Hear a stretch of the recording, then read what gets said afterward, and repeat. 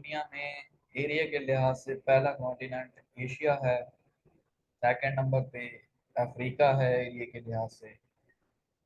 तीसरे नंबर पे north America है एरिया के लिहाज से। चौथे नंबर पे साउथ अमेरिका है।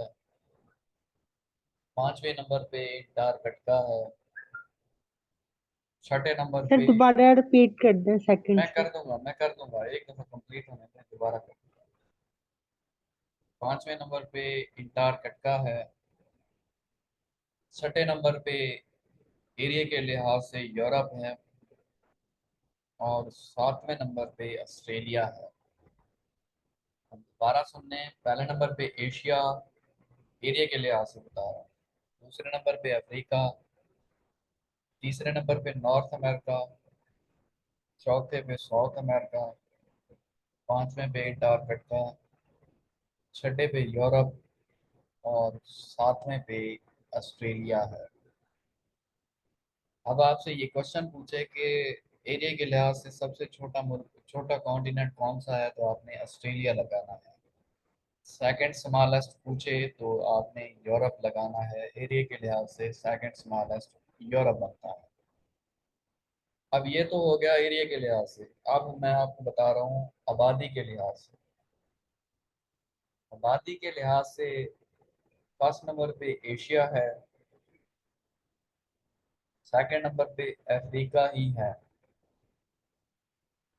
थर्ड नंबर पे यूरोप है।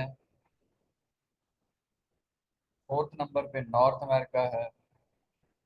फिफ्थ नंबर पे साउथ अमेरिका है।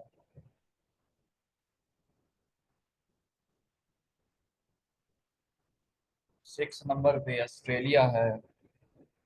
और लास्ट में अंटार्कटिका है, क्योंकि अंटार्कटिका में बर्फ ही बर्फ है, जिंदगी का ज्यादा वजूद है नहीं। 98% बर्फ है, तो यहाँ पे आबादी बहुत कम है। आबादी के लिहाज से अंटार्कटिका सबसे स्मॉलेस्ट कॉन्टिनेंट है। और एरिया के लिहाज से सबसे स्मॉलेस्ट ऑस्ट्रेलिया है। अब इसके बाद हम डिस्कस कर लेते हैं ओशंस को। दुनिया में कितने ओशंस हैं? पांच ओशंस हैं, देखें। फाइव ओशन है, देखें। ये आपके सामने पैसिफिक ओशन है, जो कि सबसे बड़ा ओशन है। यहाँ से है और यहाँ पे भी है। क्योंकि दुनिया गोल है, जब इसको गोल करेंगे, सर्कल में करेंगे, तो ये वाला जो है इसके साथ अटैच हो जाएगा। इस वजह से पैसिफिक ओशन यहाँ पे भी आ रहा है, इधर भी आ रहा है। तो पैसिफिक ओशन सबसे बड़ा ओशन है। और दूसरे नंबर पे अटलांटिक ओशन है, ये देखें यहाँ पे है। तीसरे नंबर पे इंडियन ओशन है, ये सारा। चौथे नंबर पे सौदर्न ओशन है, जो यहाँ पे है, लिखा हुआ नहीं है लेकिन यहाँ पे है। सौदर्न ओशन चौथे नंबर पे है। पांचवें नंबर पे आर्कटिक ओशन है, यहाँ पे देखें। आर्कटिक ओशन पांचवें नंबर पर है। तो ये टोटल इस दुनिया में पांच ओशन है, जो कि मैंने आपको बताया था पैसा वर्ड से बनते हैं। ई से पैसिफिक, ए से अटलांटिक, आई से इंडियन, एस से सौदर्न, ए से आर्कटिक। ये पैसिफिक ओशन है, ये अटलांटिक ओशन है, ये इंडियन ओशन है, यहाँ पे सौदर्न ओशन है, और यहाँ पे आर्कटिक ओशन है। तो ये पांच ओशन आपके क्लियर हो जाएंगे। अब इस दुनिया को दरमियान से क्या चीज कट करती है? इक्वेटर करता है। दुनिया को दरमियान से ये इक्वेटर कट कर रहा है। अब इसके दो हिस्से बन जाएंगे, देखें। सबसे इम्पोर्टेंट चीज मैप को देखने से पहले आपकी होती है कि आपको डायरेक्शन आनी चाहिए। क्या आप किस डायरेक्शन में, ईस्ट कौन सी है, वेस्ट कौन सी है, नॉर्थ कौन सी है, साउथ कौन सी है, ये डायरेक्शन आपके लिए बहुत ही ज़्यादा ज़रूरी होती है। तो आप देखें, जो आपकी राइट हैंड साइड है वो आपकी ईस्ट डायरेक्शन कहलाएगी, ये याद रखना है। जिस जगह पे बैठे हैं, जिस साइड पे बैठे हैं, जो आपकी राइट हैंड साइड होगी वो आपकी ईस्ट डायरेक्शन कहलाएगी। ये मेरी ईस्ट साइड ये बनती है, राइट हैंड साइड मेरी ये है। और मेरी वेस्ट साइड पे ये है, मतलब left hand side west side होगी, ये याद रखना है।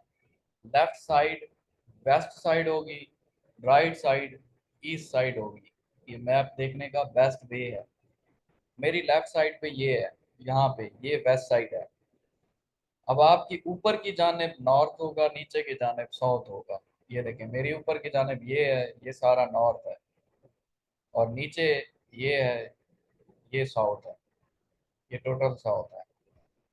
अब देखें, ये जो इक्वेटर है, ये इस दुनिया को दरमियान से कट करता है। ये इक्वेटर जा रहा है, ये लाइन इक्वेटर की है। इक्वेटर इस दुनिया को दरमियान से कट करता है, ये आपने याद रखना है। इक्वेटर पेपर में आएगा कि कौन कौन से कॉन्टिनेंट में से गुजरता है। साउथ अमेरिका से गुजर रहा है, अफ्रीका कॉन्टिनेंट से भी गुजर रहा है, और थोड़ा सा एशिया में से भी गुजरता है। तो एशियन कंट्रीज भी कुछ हैं जो कि इक्वेटर के ऊपर आती हैं।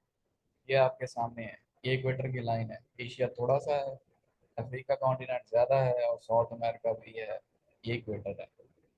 अब इक्वेटर से ऊपर क्या साइड थी? नॉर्थ साइड थी। इक्वेटर से ऊपर ये सारी नॉर्थ साइड है, ये हमारा नॉर्दर्न पोल बन जाएगा। ये याद रखना है। इसे नॉर्दर्न पोल भी कहते हैं, इसे नॉर्दर्न हेमिस्फायर भी कहते हैं। ये याद रखिएगा। ऊपर वाली साइड नॉर्दर्न हेमिस्फायर की होगी। नॉर्दर्न हेमिस्फायर में कौन कौन से कॉन्टिनेंट आते हैं आपको पता होना चाहिए। नॉर्दर्न हेमिस्फायर में एशिया भी आता है, यूरोप भी आता है, नॉर्थ अमेरिका भी आता है। अफ्रीका का ये जो ऊपर वाला पार्ट है, ये नॉर्दर्न हेमिस्फायर में आता है। ये याद रखिएगा। अच्छा, अब हम करते हैं सॉदर्न साइड। अच्छा, क्वेश्चन आया है, कंप्यूटर कंप्लीट हो चुका है सर हमारा। देखिए, कंप्यूटर जो है उसका MS ऑफिस रहता है आपका, बाकी कंप्लीट है। तो MS ऑफिस क्योंकि एक लेंथी लेक्चर था, इसलिए मैंने सोचा फ्री हो के या तो फिर आपको वीडियो सेंड करूंगा, या फिर एक प्रॉपर लेक्चर जो है वो आपको दूंगा मंडे या ट्यूसडे तक। वो एक या दो दिन का लेक्चर है, बस 2 दिन में वो क्लियर हो जाएगा। कंप्यूटर थोड़ा टफ था, इस वजह से मैंने कहा थोड़ा टेस्ट चेंज कर लेता हूँ। ज्योग्राफी भी आपकी कंप्लीट हो जाएगी नेक्स्ट वीक में, कंप्यूटर भी इंशाल्लाह कंप्लीट हो जाएगा नेक्स्ट वीक में। तो नॉर्दर्न पोल में एशिया आता है, यूरोप आता है, नॉर्थ अमेरिका आता है, और ये नीचे जो है ये सॉदर्न पोल है हमारा। सॉदर्न पोल में कौन कौन से कॉन्टिनेंट आते हैं? ऑस्ट्रेलिया कॉन्टिनेंट सॉदर्न पोल में है।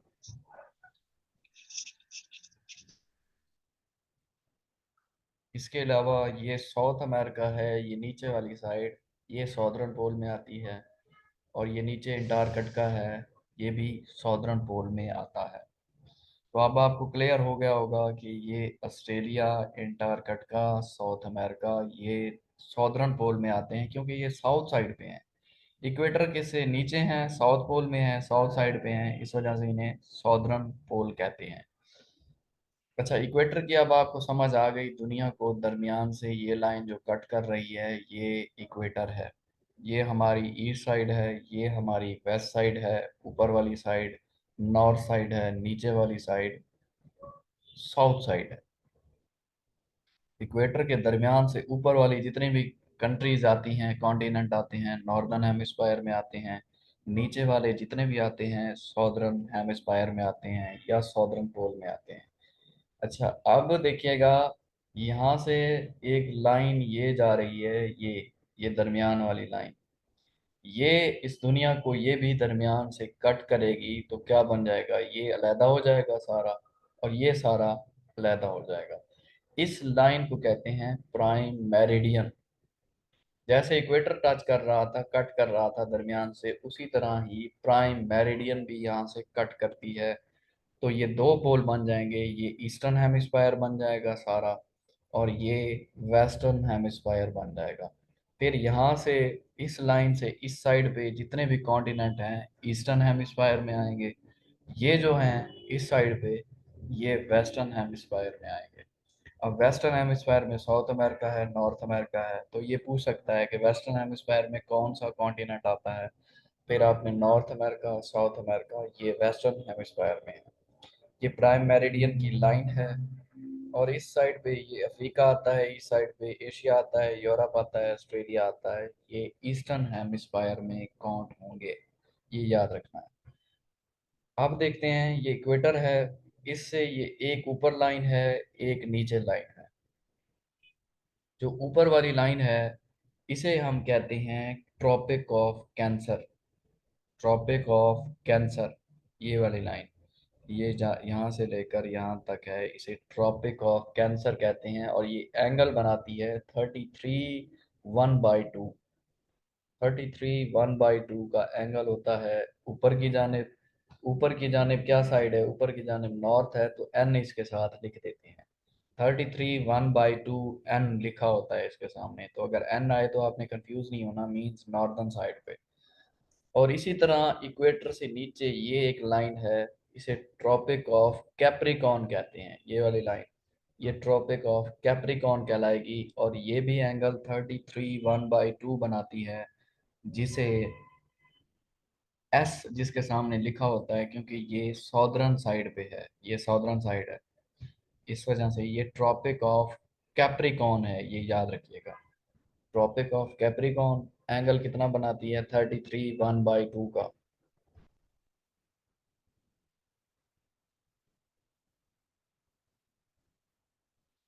अब इसके ऊपर एक लाइन है, ये देखें, ये लाइन जा रही है, ये एंगल बनाती है 66 1/2 का। इसके सामने एन लिख देंगे। 66 1/2, 66 1/2, ये एंगल बना रही है। ये किस साइड पे है? नॉर्थ साइड पे है, इस वजह से इसको इसके सामने एन लिख देंगे। और ये एक नीचे लाइन है, ये वाली, जिसे इंटार्कटिक सर्कल कहते हैं। ये आर्कटिक सर्कल होता है, ये इंटार्कटिक सर्कल होता है, ये वाला इंटार्कटिक सर्कल। ये भी 66 1/2 का एंगल बनाती है। और ये अंटार्कटिका के पास है, इस वजह से इसको इंटार्कटिक कहते हैं। और ये एंगल 66 1/2 बनाती है। इसके सामने एस लिखा होता है, क्योंकि ये साउथ साइड पे है। और इस साइड पे जो है एन लिखा होता है, क्योंकि ये नॉर्थ साइड पे है। तो अब एक दोबारा से रिवाइज कर रहा हूँ आपको, ये सारी चीज़ें बहुत इंपॉर्टेंट हैं, इसे आपने तैयार करना है। वो 50 क्वेश्चन भी और ये भी। और कल जो है इंशाल्लाह यूरोप कॉन्टिनेंट हमारा कंप्लीट हो जाएगा। ये एशिया कॉन्टिनेंट है, जो कि एरिया के लिहाज से, पहले एरिया के लिहाज से रिवाइज कर रहा हूँ। एरिया के लिहाज से सबसे बड़ा कॉन्टिनेंट एशिया है, फिर अफ्रीका है, फिर नॉर्थ अमेरिका है, फिर साउथ अमेरिका है एरिया के लिहाज से, फिर अंटार्कटिका है, फिर यूरोप है, और फिर ऑस्ट्रेलिया है। तो एरिया के लिहाज से सबसे छोटा कॉन्टिनेंट कौन सा बनेगा? ऑस्ट्रेलिया बनेगा। ये काफ़ी क्वेश्चन आपके क्लियर हो रहे हैं यहाँ से। फिर आते हैं पॉपुलेशन के लिहाज से। पॉपुलेशन के लिहाज से एशिया नंबर 1 है, सेकंड नंबर पे अफ्रीका है, ये पॉपुलेशन बता रहा है। थर्ड नंबर पे यूरोप आ जाता है, फोर्थ नंबर पे नॉर्थ अमेरिका है, फिफ्थ नंबर पे साउथ अमेरिका है, छठे नंबर पे ऑस्ट्रेलिया है, सातवें नंबर पे अंटार्कटिका है, क्योंकि ये बर्फ ही बर्फ है, इसमें आबादी है ही नहीं, जिंदगी का वजूद ज़्यादा मुयसर नहीं है, इस वजह से आबादी बहुत कम है। इसमें पूछा हुआ था क्वेश्चन में कि अंटार्कटिका में बर्फ कितने परसेंट पाई जाती है, तो 98% बर्फ है। अब इसको करने के बाद हमने 5 ओशन डिस्कस किए हैं। पैसिफिक ओशन है यहाँ पे भी, यहाँ पे भी सबसे बड़ा ओशन है। दूसरे नंबर पे अटलांटिक ओशन है यहाँ पे। तीसरे नंबर पे इंडियन ओशन है यहाँ पे। चौथे नंबर पे सॉदर्न ओशन है यहाँ पे। पांचवें नंबर पे आर्कटिक ओशन है यहाँ पे। ये हमारा क्लियर। उसके बाद हमने डायरेक्शन देखी है। ये जो राइट हैंड साइड होती है वो ईस्ट कहलाती है, जो लेफ्ट हैंड साइड होती है वो वेस्ट कहलाती है। तो राइट हैंड साइड मेरी ये है, ये ईस्ट बनेगी। ये वेस्ट है, लेफ्ट हैंड साइड है, ये वेस्ट बनेगी। ऊपर वाली साइड नॉर्थ साइड होती है, नीचे वाली साइड साउथ साइड होती है। दरमियान से इस दुनिया को कट करता है इक्वेटर। इस वजह से इक्वेटर से ऊपर जितनी भी कंट्रीज हैं, जितने भी कॉन्टिनेंट हैं, वो नॉर्दर्न हेमिस्फीयर में आते हैं ये सारे। और उससे नीचे जितने भी कंट्रीज या कॉन्टिनेंट हैं वो सॉदर्न हेमिस्फीयर में आते हैं। फिर मैंने आपको बताया कि यहाँ से एक लाइन ये कट करती है इस दुनिया को दो हिस्सों में। ये साइड सारी ईस्ट हेमिस्फीयर बन जाएगी और ये वेस्टर्न हेमिस्फीयर बन जाएगी। इस साइड पे जितनी भी कंट्रीज या कॉन्टिनेंट आते हैं वो ईस्टर्न हेमिस्फीयर में आते हैं, और इस साइड पे जितनी भी कंट्रीज या कॉन्टिनेंट आएंगे वो वेस्टर्न हेमिस्फीयर में आएंगे। अब मैंने आपको बताया कि ये एक लाइन जा रही है जिसे ट्रॉपिक ऑफ कैंसर कहते हैं। ट्रॉपिक ऑफ कैंसर पे एंगल बनता है 33 1/2 का।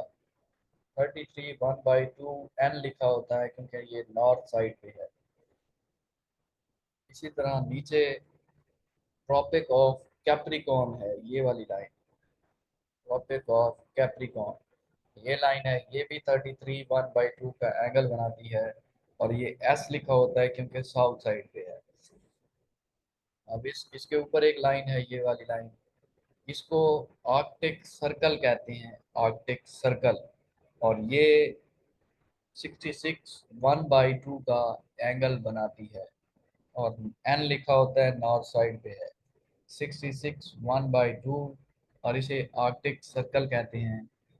नीचे एक लाइन है ये वाली, इसे इंटार्कटिक सर्कल कहते हैं, इंटार्कटिका के पास है इसीलिए। ये भी 66 1/2 का एंगल बनाती है।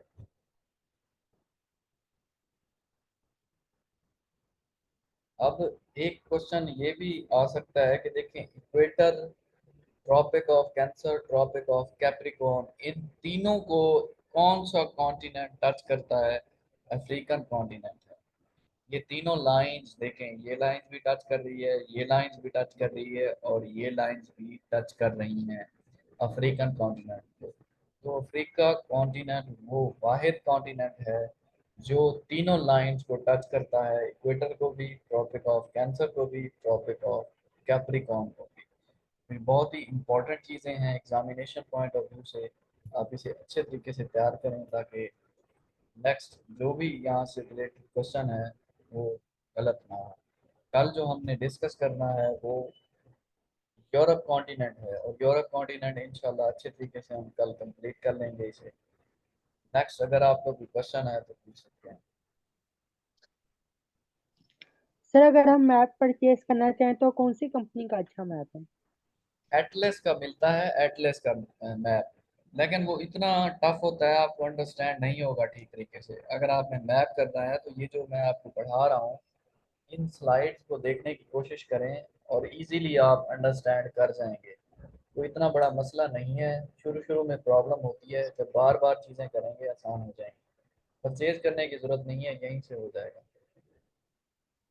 सर सर इन लाइंस को जो ये इक्वेटर जो जो है ट्रॉपिक ऑफ कैंसर और कैप्रिकॉर्न, सर इन लाइंस को इमेजिनरी लाइन कहते इमेजरी हैं। लाइन है, इमेजरी लाइन, क्योंकि ये एक्चुअल में लाइन है नहीं। अब हमने क्या करना है, हमने इन डायरेक्शंस को देखने के लिए हमने अपनी तरफ से लाइंस बनाई हैं। आखिर हमें भी तो कोई पता होना चाहिए कौन सा कॉन्टिनेंट किस किस जगह है, किस किस लाइन पे है, इक्वेटर पे है या ट्रॉपिक ऑफ कैंसर पे है, कैप्रिकॉर्न पे है। फिर एंगल बनाए जाते हैं, उन एंगल्स के थ्रू लॉन्गिट्यूड और लैटिट्यूड खींचे जाते हैं ताकि हमें पता चले कौन सा मुल्क किस किस जगह पे पाया जाता है। ये इमेजिनरी है, कोई दुनिया में ये एक्चुअल लाइन नहीं है।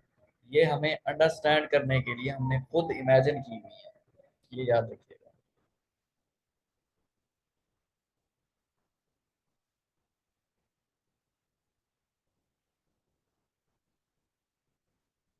चलें, इसको मैं अभी सेंड कर देता हूँ, थोड़ी देर तक अच्छे तरीके से तैयार कीजिए। कल इंशाल्लाह हम यूरोप कॉन्टिनेंट अच्छे तरीके से करेंगे।